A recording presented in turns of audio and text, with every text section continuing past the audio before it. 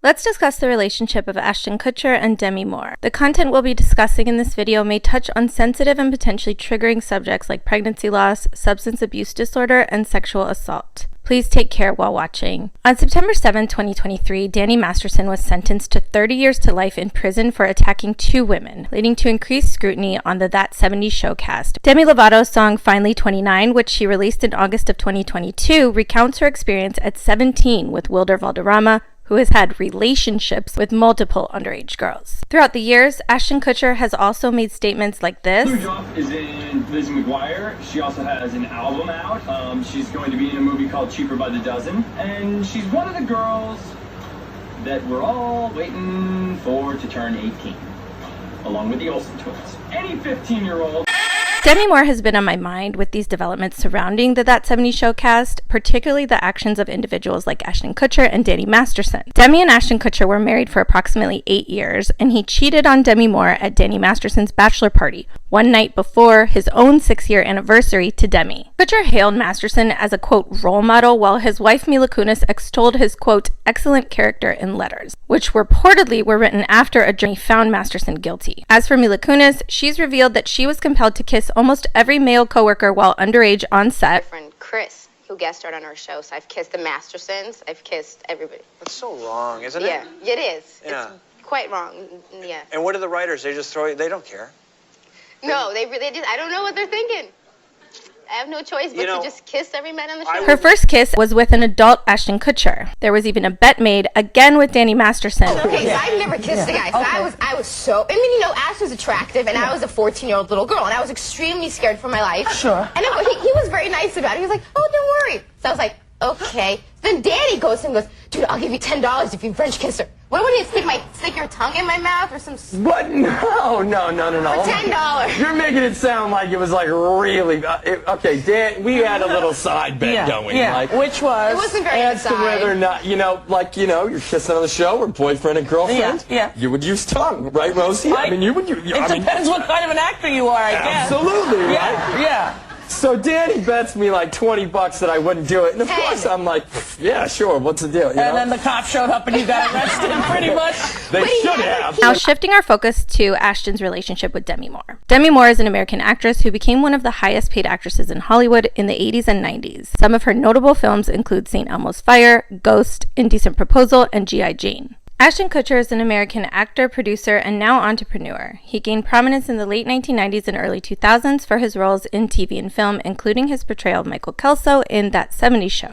Demi and Ashton were widely recognized for their age gap relationship, with Demi being the older and more experienced actor. In her 2019 memoir, we gain deeper insights into their relationship and how it intertwines with Demi's life as a woman, marked by generational trauma stemming from her relationship with her mother. Warning, this next part is about sexual assault. She's 15 when she comes home one night and an older man they know is in the apartment with the key. She writes, it was rape and a devastating betrayal.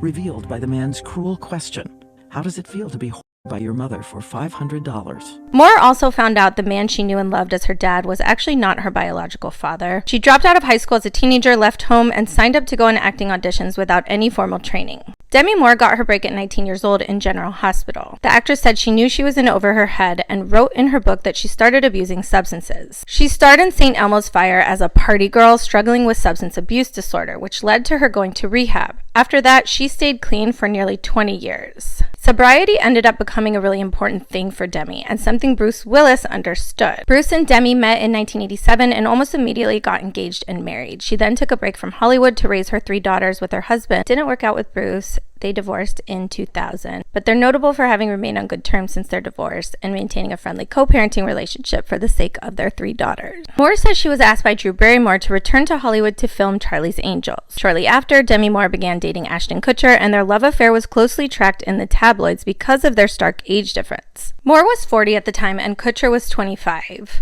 I was a 40-year-old who had a big life, Moore writes in her book. And Ashton's adult life was just beginning. I didn't see all that because I was inside of it. I just felt like a 15-year-old girl hoping somebody liked me. She also told Diane Sawyer, I think that I had been responsible for so much of my life, and all of a sudden this window opened up where I was safe. I had money, he loved my children, it wasn't something he feared.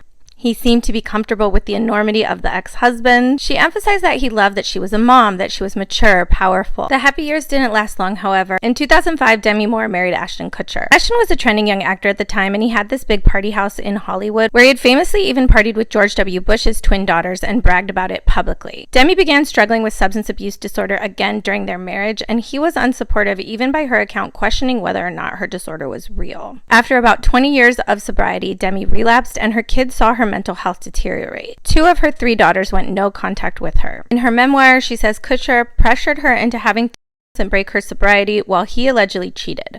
She also learned of Kutcher's cheating scandals through media reports. In 2006, Demi Moore experienced a heartbreaking pregnancy loss late in her pregnancy. This was a deeply traumatic and emotional event for Demi. She was at a vulnerable and fragile point in her life. Ashton Kutcher's behavior was perceived as insensitive and lacking in empathy. This insensitivity was compounded by other issues in their relationship. He had also cheated on her twice, once with a 21-year-old fan they met at a bowling alley who approached Ashton and gave him her number. According to Demi, Ashton even mentioned how rude it was of the fan to approach him in front of Demi and her family, but when Demi was out of town, he called her up and had relations with her. Towards the end of their marriage, Kutcher and Demi Moore co-founded the organization Thorn, Digital Defenders of Children, which works to combat child exploitation. And in 2011, Kutcher cheated on Moore again, the weekend of their 6th anniversary. This was the incident at none other than Danny Masterson's bachelor party in San Diego before he married Bijou Phillips. Demi Moore found out about both of Kutcher's infidelities from headlines in tabloid magazines, and in 2011, Demi Moore and Ashton Kutcher separated. In 2013, they finalized their divorce, and months later, Ashton Kutcher began dating Mila Kunis. Immediately following her divorce, Demi faced the impact and the emotional toll it had taken on her. She grappled with questions about her own self-worth and the nature of her relationships. But it was also a period of self-reflection and personal growth as she worked to heal from the pain of her past. About the dissolution of her marriage to Kutcher, Moore told Diane Sawyer, "I really know that there are parts of what occurred with this relationship ending that were a level of devastating for me that wasn't really just about that relationship. It was really about my whole life. It was about being the 2-year-old who wasn't safe, that this really represented that I'm not lovable, that I'm not deserving, and that's not about him, that's all just about me." As her career and personal life evolved, Demi also devoted herself to caring for her mother. This role as a caregiver is an essential part of Demi's life. Parentified child is a term used to describe a situation in which a child is forced to take on the role and responsibilities of a parent, often due to circumstances such as a parent's absence, illness, or instability. In her mom's end-of-life care, Demi recontextualized what it meant to care for her own mom. In 2019, she dedicated her memoir to her 3 daughters, now very much back in her life, and her mother. I relate to this story in so many ways, and I imagine many in this era do. What can we learn from Demi Moore's experiences when it comes to navigating relationships and personal growth? Follow me for more relationship deep dives from a feminist perspective.